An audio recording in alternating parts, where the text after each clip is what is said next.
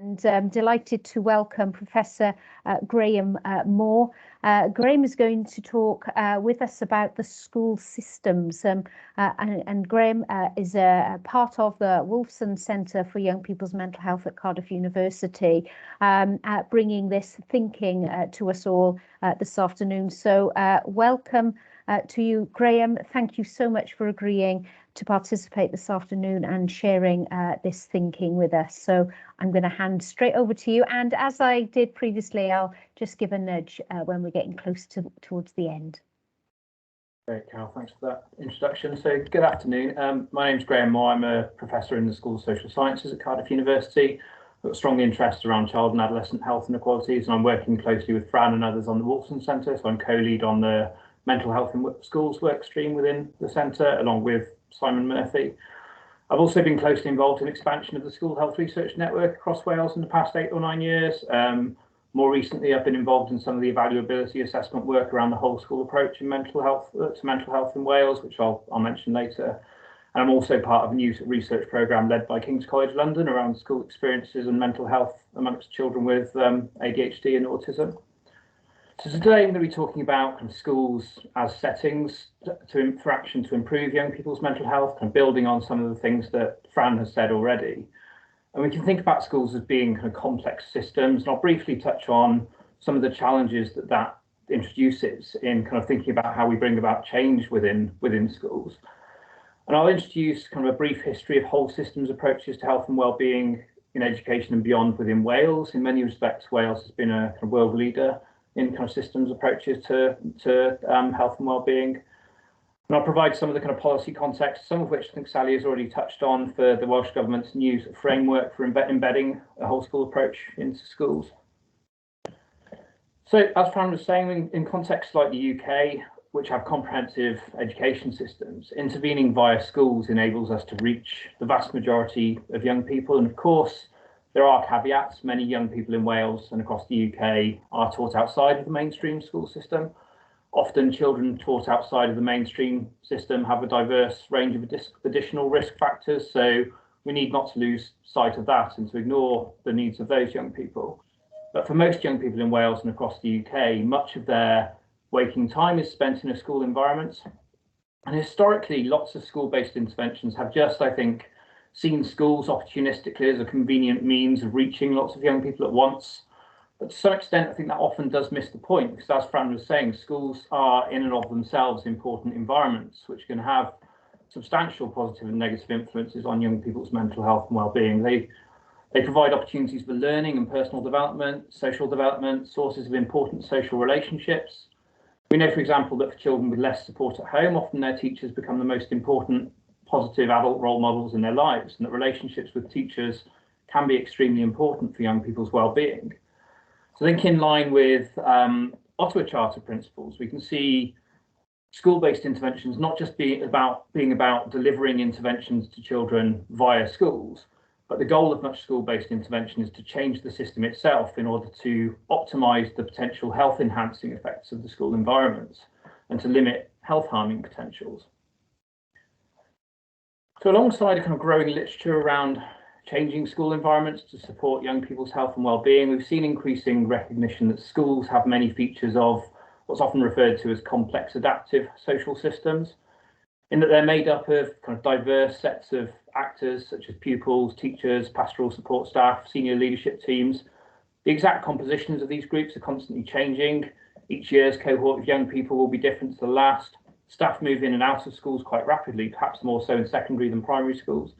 But schools tend to maintain a degree of consistency in their overall ethos and functioning, even as their composition changes. Schools are adaptive in that they're in a continual state of evolution. So the things that young people need to learn in order to effectively navigate today's society are very different to the things I needed to learn when I was in school. So they're constantly responding to changes in their surrounding communities and wider political and economic contexts. Individual schools as systems do have a degree of autonomy, but often there are limits placed upon that, not only by resource and capacity, but by their positions within regional and national systems. And improving mental health and wellbeing in schools involves interaction across various policy systems as well, including education, health, and other sectors. Sally touched upon that earlier. And some of this probably sounds completely unsurprising to many of you who are kind of familiar with the complexity of schools from your day-to-day work. But I think historically one thing that seems to have been missing from much of the school health literature is an appreciation of just how complex the environments are in which any new intervention is being introduced. And often interventions do kind of fail to achieve much, largely because they fail to be implemented in ways that are sustainable, given everything else that's going on in schools.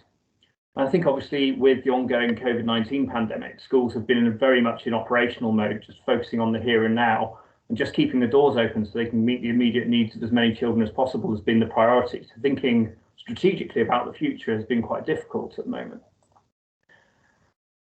And I'm just going to briefly introduce some of the challenges which arise from kind of viewing schools as complex systems from their complexity. And I've mentioned schools are crowded contexts in which a lot is going on at any one time. But asking schools to do more without considering capacity and how that fits with what schools are already doing will often lead to well-intended interventions just washing out of their systems, and the stability of those systems being maintained through a return to what schools were doing previously.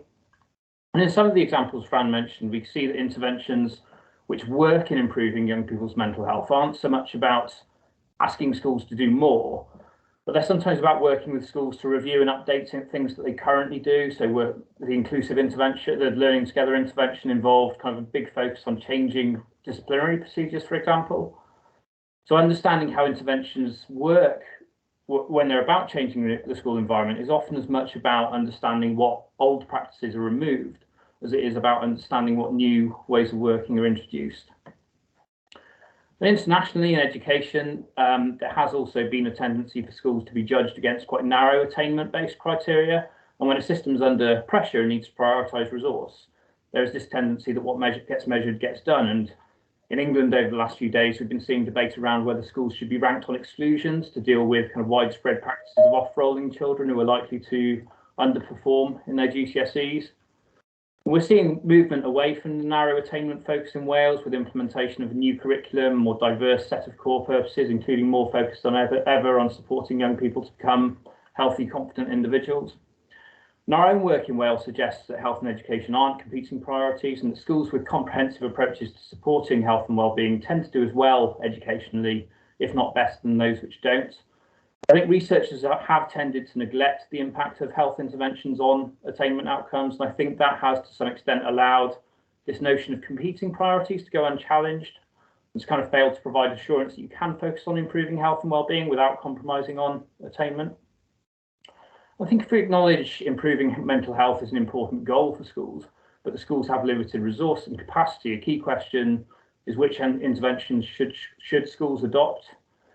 There are a growing number of branded interventions which are often promoted to schools by their developers, and obviously they're generally well intentioned, but Fran's talk kind of emphasised the importance of kind of focusing on what works. But many interventions out there that are in quite common practice in schools have quite a limited evidence base, and even if a good quality independent evaluation has been undertaken, there are kind of challenges in how schools and other stakeholders can make decisions on which interventions are likely to work in their context.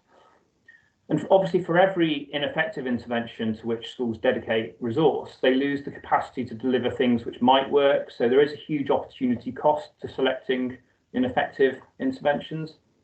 And methodologically, kind of an area of interest for me is kind of implementation science. And we've been developing guidance recently around how stakeholders make decisions on which interventions might work for them and what adaptations might be necessary to fit an intervention with a new context without compromising intervention functions. We'd be keen to look for ways that might be used to kind of help support this sort of decision making. Another key challenge, and Sally touched upon this earlier, the length of time it takes to bring about change within policy systems, but also once you have the policies in place, the amount of time it takes for schools to change and then for young people to experience that change. So another key challenge is that this doesn't happen overnight. It can take a very long time. Fran mentioned that psychological interventions often give people an immediate boost, but then with kind of rapid relapse back to baseline.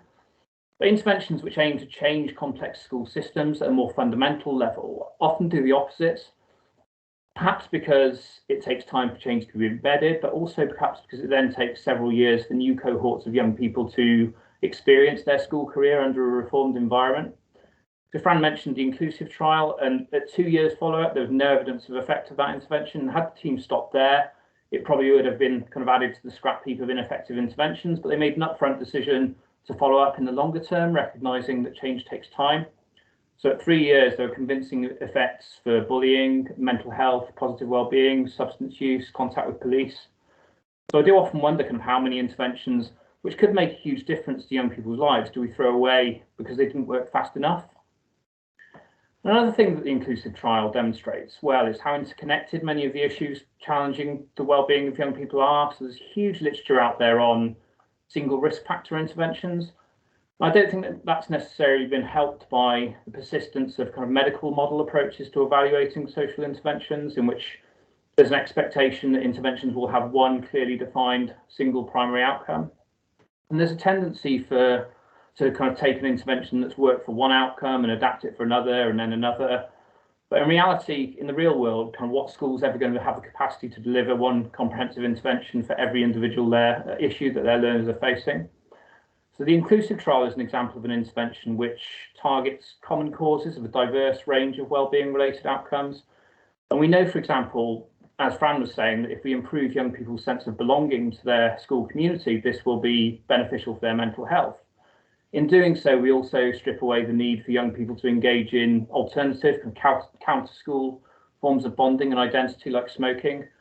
So this graph shows some unpublished data from the 2019 Churn survey in Wales. We can see that among young people with few mental health difficulties, about 1 in 25 leave school as smokers. Amongst those with very high scores on the Strengths and Difficulties questionnaire, that rises to about 1 in 6. So if we want to meet targets of, for example, the UK nations becoming smoke-free by 2030, while also improving young people's mental health, there are joined up ways we can think about those things.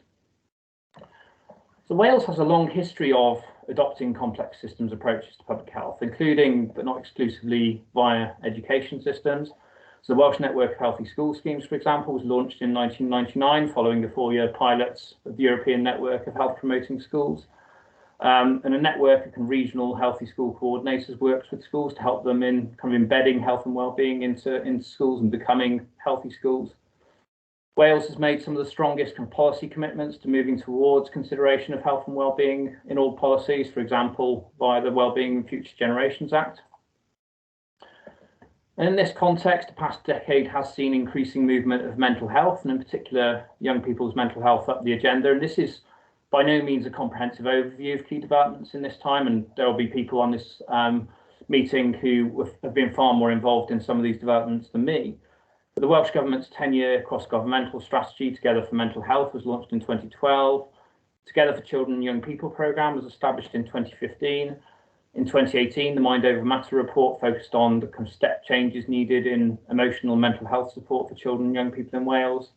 That same year, a joint ministerial task and finish group on a whole school approach to mental health and wellbeing was established, which included my co-lead on the Wolfson programme, Simon Murphy. In March 2021, as schools were kind of reopening following a second round of partial closures, new statutory guidance was issued on embedding a whole school approach to emotional and mental wellbeing, which, as we've heard, kind of intersects with other major developments within the Welsh education system, such as ongoing major curriculum reforms to be introduced in a phased manner over the coming years. So there are some big changes ahead for schools, and as I mentioned earlier, this is kind of coming at a time when schools are under a lot of pressure to kind of focus on kind of securing things for the here and now. Just a few minutes left, Graham. Thank you. Sorry, one more slide. So last year, the Decipher Research Centre, another centre that I'm connected to, which collaborates with Wolfson, last year were commissioned by Welsh Government to undertake an evaluability assessment of the whole school approach to emotional health and wellbeing, developing a theory of change and considering options for evaluation. And this was led by my Decipher and Wolfson Centre colleague, Dr. Rachel Brown, and it was published on the Welsh Government websites the week before last, I think. So Fran's already can provide it in terms of where young people's mental health is in Wales prior to framework implementation. Fran's already provided some data from elsewhere in the UK, but these are some figures from our School Health Research Network surveys in primary and secondary schools. And on the left, we can see that in 2019, if we combine those two bars, roughly 1 in 6 children reported either slightly elevated or clinically significant emotional difficulties. And this has risen quite sharply to around 1 in 4 through the course of the pandemic. In secondary schools, we've only just finished our 2021 surveys, and those data are being processed at the moment. But our 2019 data tell us that around 20% of young people in secondary schools were reporting a very high number of difficulties on the Strengths and Difficulties questionnaire prior to the pandemic. We know there were huge pressures on young people's mental health before the pandemic, which will have been worsened by it for many, and that's the kind of context in which this kind of school change is occurring. So at the moment, in terms of next steps within our work stream of the Wolfson Centre, we'll be kind of building on the evaluability assessment work and developing a protocol for a national evaluation of the implementation of the whole school approach, and also what it means for children and young people. So taking advantage of the kind of unique data infrastructures we have available to us in Wales to monitor children and young people's mental health and well-being over time. Obviously, it's going to be challenging to separate effects of the framework from recovery from COVID more broadly over the next couple of years. But the work's also going to involve kind of in-depth process evaluation to understand how these new approaches are implemented in practice, how they're adapted to their context, how they fit with what schools are doing already, and what's displaced in order to kind of make capacity for new ways of working. So that's Oh, perfect timing. Thank you so much, Graham. Thank you very much indeed for that. So I think we just got literally a couple of minutes. I can't see any obvious questions here. I can see that Tim has put in some comments here. Here we are. So children and young people spend 45 minutes of every week in our outside school. How do we ensure that the contribution of community organisations and families are properly harnessed? I don't know if you want to have a go at that one, Graham. And then Nikki Jones has asked a question: has work so far fed into PGCE courses in Wales? Because you know these developments really getting in at the root of preparation, teacher preparation. So perhaps I could come back to you on those points, Graham. Yeah, so the first one around community organisations. I mean, I think with the whole school approach, the school itself is often seen as kind of at the centre of its community, but the intention is for it to kind of build kind of links and connections to kind of wider kind of service providers within that wider community. So that is, the whole school approach doesn't mean that action starts and finishes within the school.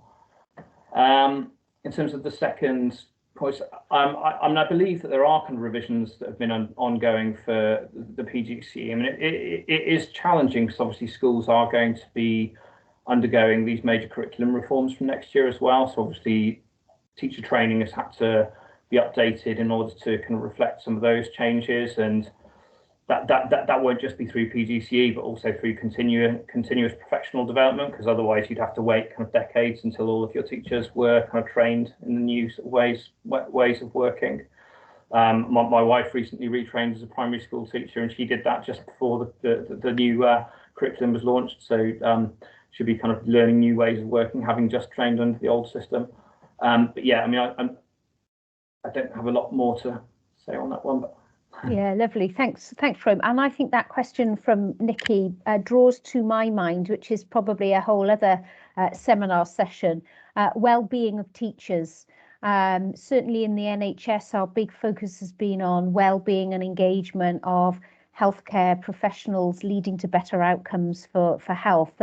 And without wanting to make a massive leap, you know, the sense of teacher well-being as well. So maybe that's another day, but thank you very much for those questions, and huge thanks, Graham, for that presentation, really helpful. We will be sharing the slides, and if there are any further questions or comments, colleagues, please do put them in the sidebar.